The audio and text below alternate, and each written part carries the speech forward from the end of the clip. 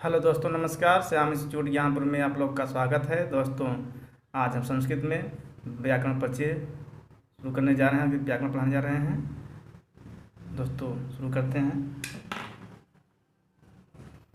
संस्कृत दोस्तों, सम उपसर्ग क्री धातु क्यत प्रत्यय के योग से बना है। संस्कृत दोस्तों, सम उपसर्ग क्री धातु क्यत प्रत्यय के योग से बना है। दोस्तों, उपसर्ग का चिन्ह होता है दोस्तों वो धातु का चिन्ह होता है।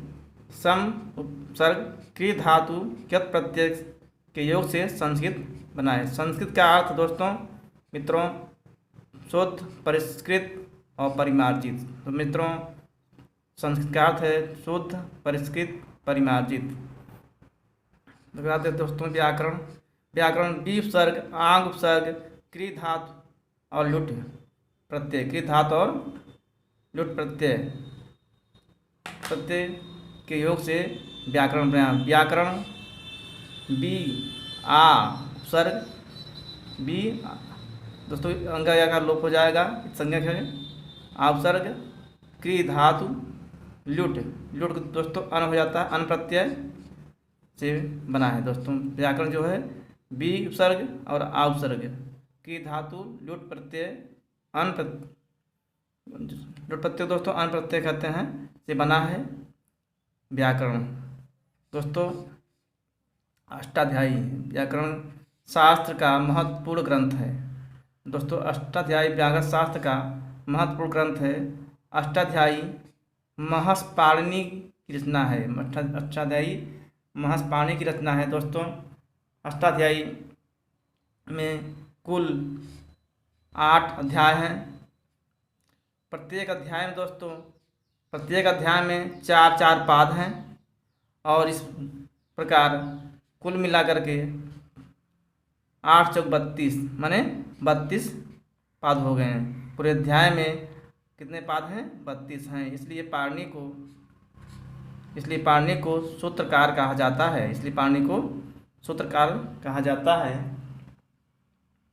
अष्टाध्यायी का प्रथम सूत्र विधिरादैच है तथा अंतिम सूत्र अ है। अंतिम सूत्र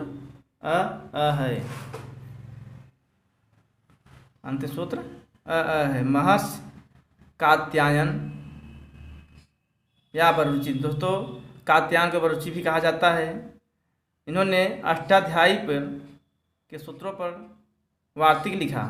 कौन? महर्षि कात्यायन। दोस्तों, कात्यायन को एक और नाम जानते हैं, बरुचि। ने अष्टाध्यायी के सूत्रों पर वार्तिक लिखा, इसलिए कात्यायन को वार्तिककार कहते हैं। महर्षि पतंजलि ने अष्टाध्यायी के 4000 सूत्रों में दोस्तों 3978 सूत्र हैं, लेकिन मोटी मोटा 4000 सूत्र मानते हैं। सूत्रों पर एक विस्तृत भाष्य लिखा, जिसे महाभाष्य कहते हैं। इसलिए व्याकरण शास्त्र के भाष्यकार के रूप में पतंजलि प्रसिद्ध हैं। व्याकरण के महाभाष्यकार के रूप में कौन प्रसिद्ध है? पतंजलि प्रसिद्ध हैं। महाभाष्य में दोस्तों कुल मिलाकर 24 आहविक हैं। दोस्तों देखिए, भट्टो दीक्षित ने सूत्रों पर वृत्ति लिखा, इसलिए उन्हें वृत्तिकार के नाम से जानते हैं। दोस्तों मित्रों, भट्टो दीक्षित को वृत्तिकार के नाम से जाना जाता है। सिद्धांत कौमुदी इनकी प्रसिद्ध रचना है। माने भट्टो दीक्षित की सिद्धांत कौमुदी इनकी प्रसिद्ध रचना है। दोस्तों, वर्णमाला देखते हैं। वर्णमाला वर्णों के समूह को वर्णमाला कहते हैं। संस्कृत वर्णमाला को 2 भागों में बांटा गया है। संस्कृत वर्णमाला को 2 भागों में बांटा गया है दोस्तों, देखते हैं।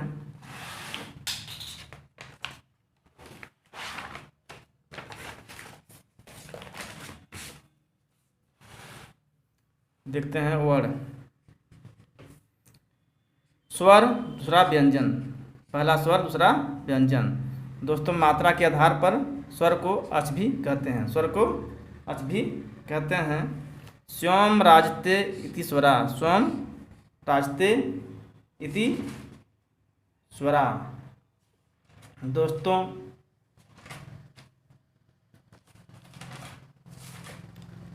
स्वर के ध्वनि वे ध्वनियाँ हैं, स्वर वे ध्वनियाँ हैं, स्वर वे ध्वनियाँ हैं जिनके उच्चारण के लिए किसी अन्य वर्ण की आवश्यकता नहीं होती, किसी अन्य वर्ण की आवश्यकता नहीं होती।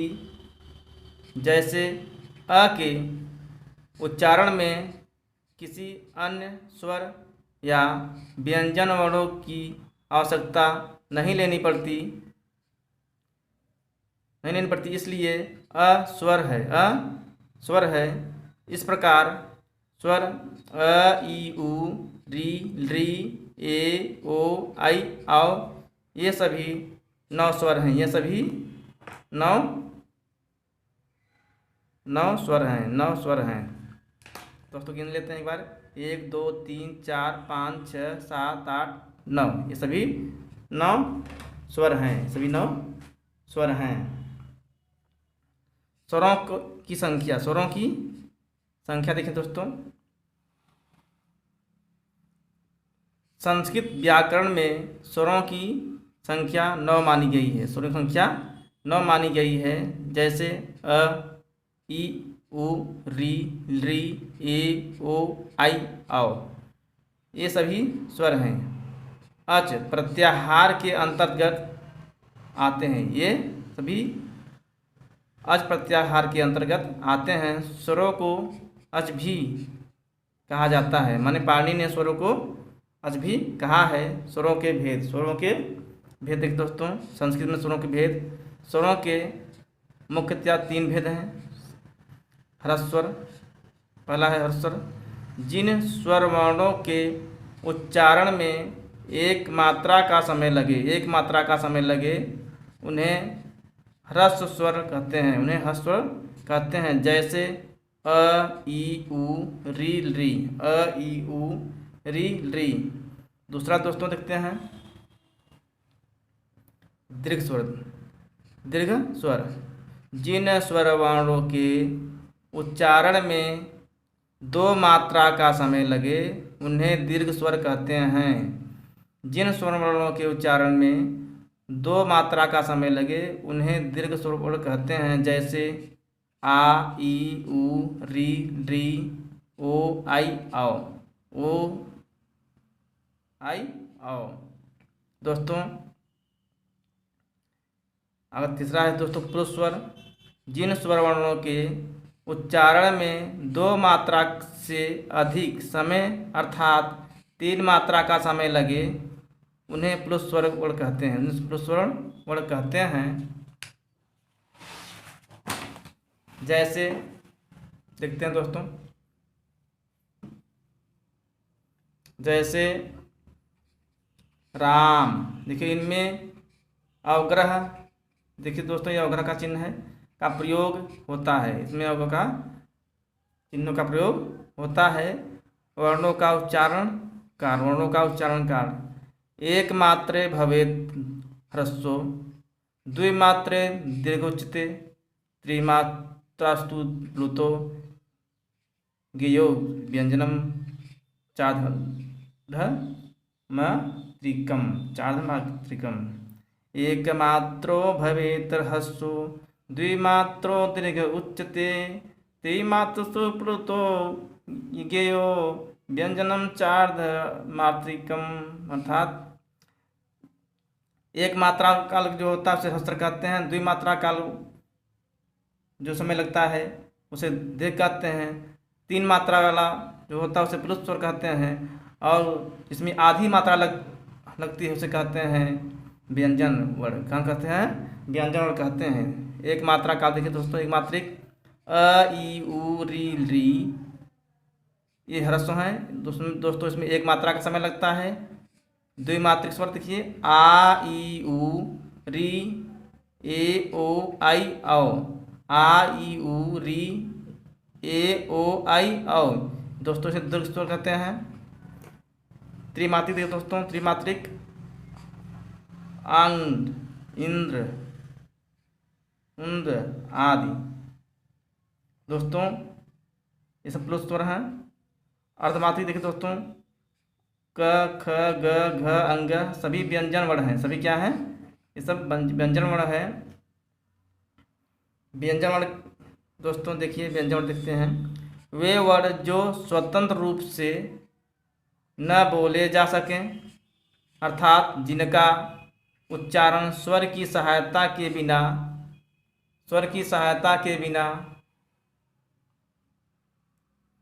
न हो सके, व्यंजन वर्ण कहलाते हैं। व्यंजन वर्ण कहलाते हैं। जैसे दोस्तों देखते हैं, क धन अ बराबर क, ख धन अ बराबर ख, ग धन अ बराबर ग, च धन अ बराबर च। देखिए दोस्तों, ये जितने व्यंजन वर्ण हैं, दो वर्ण माने इसमें स्वर वर्ण के योग से बना है। देखिए ये स्वर की सहायता से बोले जाते हैं। जितने व्यंजन वर्ण हैं सब किससे सहायता से बोले जाते हैं, स्वर की सहायता से बोले जाते हैं। व्याकरण देखें दोस्तों, शुद्ध व्यंजन वर्ण हलंत के साथ लिखा जाता है। व्याकरण में शुद्ध व्यंजन वर्ण हलंत के साथ लिखा जाता है। जैसे देखिए क च ट त प, देखिए दोस्तों सब में हलंत लगा हुआ, सब में हलंत लगा हुआ आदि, इसलिए इन्हें अर्धमात्रिक कहते हैं। इसलिए इन्हें अर्धमात्रिक वर्ण कहा जा गया है। इसलिए इन्हें व्यंजन वर्णों को इसलिए अर्धमात्रिक वर्ण कहा गया है। जैसे व्यंजन चार्धमात्रिकम, व्यंजनम चार्धमात्रिकम। दोस्तों व्यंजन च अर्धमात्रिकम माने च माने और, व्यंजन जो आधी मात्रा लगा उसे क्या कहते हैं, व्यंजन कहते हैं। दोस्तों व्यंजन के भेद देखते हैं दोस्तों, व्यंजन के भेद। व्यंजन के मुख्य रूप से तीन भेद हैं। व्यंजन के मुख्य रूप से तीन भेद हैं जो माहेश्वर सूत्र में गिने गए हैं, जो माहेश्वर सूत्र में गिने गए हैं। व्यंजन के मुख्य तीन भेद हैं जो माहेश्वर सूत्र में गिने गए हैं। पहला स्पर्श व्यंजन, दूसरा अंतस्थ व्यंजन, तीसरा उष्ण व्यंजन।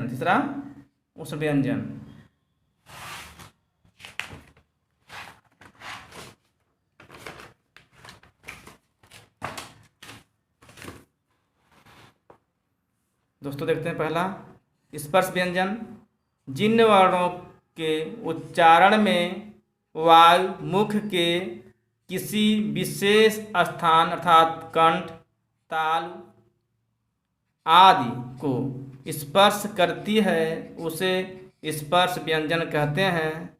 इनकी संख्या 25 होती है।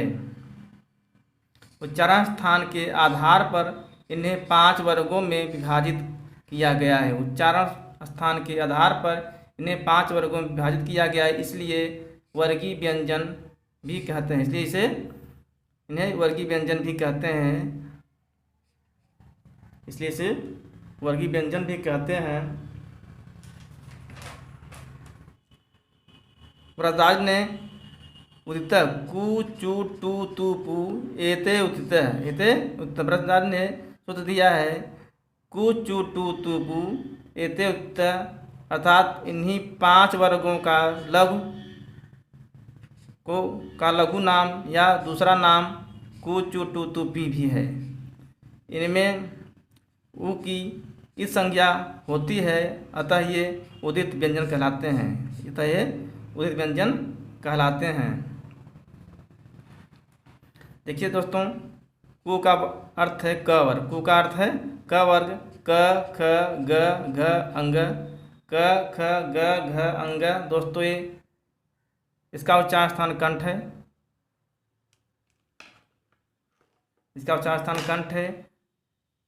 चु का अर्थ है च वर्ग, च छ ज झ ञ, इसका उच्चारण स्थान दोस्तों तालु है, तालु है इसका स्थान। तीसरा है टू, टू अर्थात ट वर्ग, ट ठ ड ढ अड़। दोस्तों इसे इसका उच्चारण स्थान मूर्धा है, इसका उच्चारण स्थान मूर्धा है। चौथा है त वर्ग, टू टू ट त वर्ग, देखिए त थ द ध न, इसका उच्चारण स्थान दोस्तों दंत है।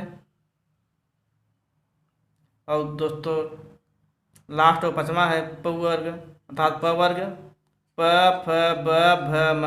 दोस्तों इसका उच्चारण स्थान दोस्तों ओष्ठ है। दोस्तों मित्रों, हम इन वर्णों को जब बोलते हैं तो कंठ से मेरा क ख ग घ अंग निकलता है। दोस्तों बोल देख लीजिए एक बार, क कंठ में अक्षर रख के बोलेंगे तो आवाज़ नहीं आएगी, तो इसलिए कंठ से निकलते हैं क ख ग घ अंग, इसलिए कंठ वर्ग कहा जाता है उच्चारण स्थान।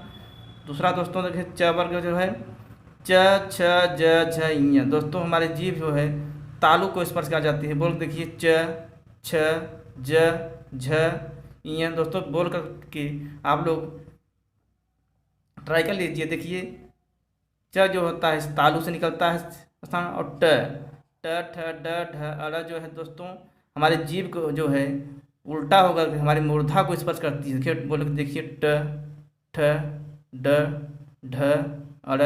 जब हमारा जीभ उल्टा होती है वह मूर्धा को छू जाती है तब ट निकलता है, ठ निकलता है दोस्तों, इसलिए इसका उच्चारण स्थान मूर्धा है। त थ द ध न। देखिए दोस्तों इसका उच्चारण स्थान दंत है। जब भी हम बोलते हैं हमारी जीभ दांत से टकरा जाती है, दांत से टकराने के बाद ही त थ निकलता है, और दोस्तों इसलिए इसका उच्चारण स्थान दंत होगा। प फ ब भ म। दोस्तों ये ओष्ठ है। जब दोस्तों आपस में दोनों ओठ चढ़ते हैं तभी हमारे मुख से प फ ब भ निकलता है। दोस्तों एक बात दोस्तों आप लोग देख लीजिए, ट्राई कर लीजिए, बोर्ड को पकड़ के बोलिए प फ ब ब नहीं निकलेगा। जब हम छोड़ेंगे हमारा दोनों ओठ सटेगा तभी हमारे मुख से प फ भी आएगा, इसलिए इसका उच्चारण स्थान ओष्ठ है। दोस्तों काद्यो मावसान स्पर्शा, काद्यो मावसान स्पर्शा अर्थात क से लेकर म तक, क से लेकर म तक के सभी वर्ण क्या है स्पर्श व्यंजन। क से लेकर म तक के सभी वर्ण क्या है स्पर्श व्यंजन है। काद्यो मावसान स्पर्शा अर्थात क से लेकर म तक सभी वर्ण स्पर्श व्यंजन है। देखिए दोस्तों अंतस्थ व्यंजन, देखिए यड़ोअंतास्था अर्थात यड़ प्रत्याहार के अंतर्गत आने वाले, यड़ प्रत्याहार के अंतर्गत आने वाले वर्ण य व र ल, य व र ल अंतस्थ व्यंजन है। य र ल व अंतस्थ व्यंजन है। इनका उच्चारण स्थान क्या है अंतस्थ है। जब हवा थोड़ी सी अंदर खींची जाती है, जैसे य व र ल हम बोलते हैं तो हवा अंदर की ओर खींची जाती है, इसलिए इसका उच्चारण स्थान अंतस्थ होता है। उष्म व्यंजन, उष्म व्यंजन सल उष्मारह, सल उष्मारह। दोस्तों महाशय सूत्र में सल प्रत्याहार के अंतर्गत आने वाले वर्ण स स स ह, स स स ह उष्म व्यंजन कहलाते हैं, उष्म व्यंजन कहलाते हैं। दोस्तों ये महाशय सूत्र के स स स र और हल दो सूत्रों से बना है, 13 और 14 सूत्रों बना है, इसलिए इसे सल प्रत्याहार के अंतर्गत रखा गया है। दोस्तों देखिए संयुक्त व्यंजन, व्यंजन दो व्यंजन वर्णों के मेल से जो वर्ण बनते हैं, दो व्यंजन वर्णों के मेल से जो वर्ण बनते हैं उसे संयुक्त या मिश्रित व्यंजन कहते हैं, उसे संयुक्त या मिश्रित व्यंजन कहते हैं। जैसे क धन स धन अ बराबर छ, त धन र प्लस अ बराबर त्र, ज धन ञ धन अ बराबर ज्ञ। दोस्तों ये देखिए ये वर्ड 2 वर्णों के मिल से बने हैं, इसलिए इन्हें क्या कहा जाता है? संयुक्त व्यंजन कहा जाता है। और दोस्तों आगे हम पढ़ाएंगे अयोगवाह और अनुस्वार सब पढ़ाएंगे आगे। इसी पर हम चैप्टर को बीच छोड़ रहे हैं और इसी अगले जो इसका पार्ट छूटा रहेगा हम अगले वीडियो में बताएंगे। दोस्तों हमारे वीडियो को लाइक, सब्सक्राइब, शेयर करें और दोस्तों आप लोग मेहनत और लगन से पढ़ें। दोस्तों कल से रिपीटेड का ऑनलाइन होगा और आप लोग जल्द जल्द ऑनलाइन कर लेंगे ताकि कोई दिक्कत ना आए आप लोग को। इसी पर आप लोग को धन्यवाद, नमस्कार।